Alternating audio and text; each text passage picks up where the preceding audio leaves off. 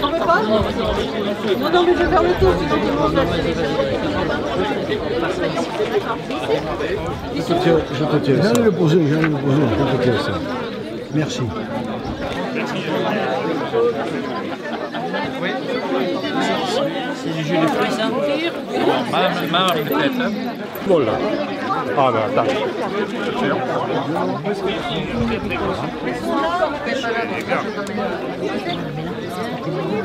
Alors demain je suis pas là,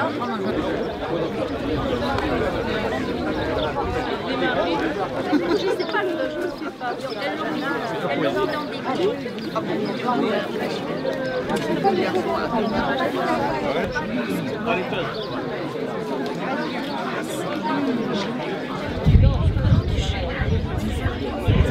les gens, le sourire, ils ont rien, ils ont la banane tout le temps. Il ne leur avait rien fait. Ils avaient les ordres. L'abattre d'abord, on discutera après. C'était de ces ordres que les choses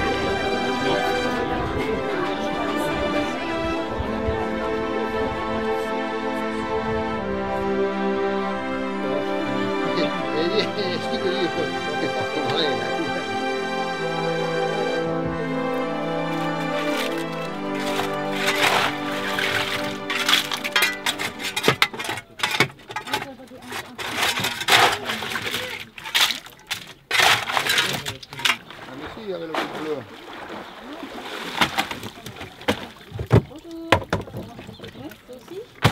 Un bout.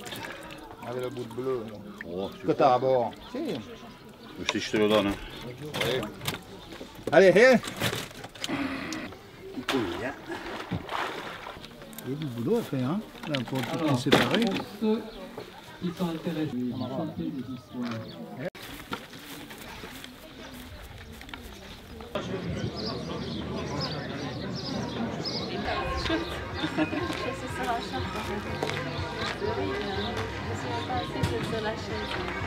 Non?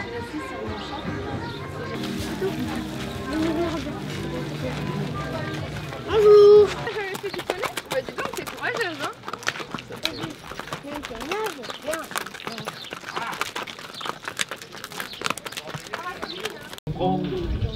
Ni de réussir pour persévérer. Mais nous avons entrepris parce que nous avions des espérances et nous avons décidé de persévérer parce que nous réussissons.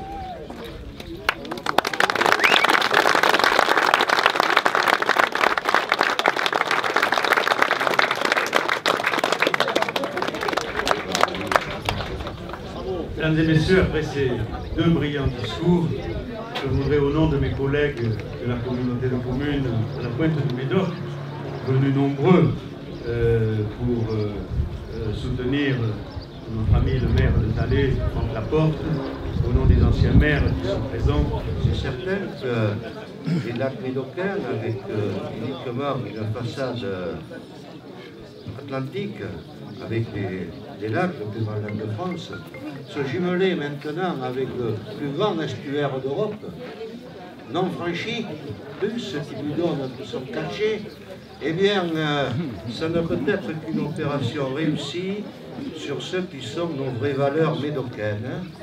Bonjour. Vous avez été à l'initiative de ce musée. Pouvez-vous me raconter cette histoire? C'est à la demande de monsieur le maire, Franck Laporte. Comme nous sommes l'association Les Amis du Patrimoine, il nous a demandé de faire un musée à la mémoire de tous les anciens pêcheurs. Donc pendant au moins 1 an et demi, 2 ans, j'ai récupéré beaucoup de matériel, beaucoup de photos. Et avec mon mari, nous avons monté toutes ces images, tous ces outils. Et aussi avec l'aide des Amis du Patrimoine, oui, on a conçu un petit musée. La pêche à la drague se pêchait 1 fois par an pendant 10 jours. Ce matériel, il est attaché derrière le bateau. Et alors ils allaient à un endroit face Jodignac, c'est à basse mer, car il y avait toujours de l'eau là. Cet endroit ne s'asséchait jamais. Donc ils pêchaient pendant 10 jours, ils s'attachaient ça derrière le bateau. Et puis quand ça s'était rempli, ils chaviraient dans le bateau. Et c'est après qu'ils ramenaient le bateau plein ici dans le port pour détroquer toujours toutes ces amas d'huîtres. Voilà. Ici vous avez un parc à huîtres, et notamment un monsieur qui avait jeté ce vélo en ferraille et que les huîtres se sont collées dessus. Voilà. Ceci c'est le port dans les années 60-70, en pleine activité. Tous ces pochons, ce sont les pochons à huîtres qu'on mettait dans l'estuaire pour faire le naissin. Et le port était en pleine activité là, actuellement. En 1970, c'était là tous les petits calupes qu'il y avait. C'est le port de ma jeunesse que je me rappelle le plus, dans les années 60-70.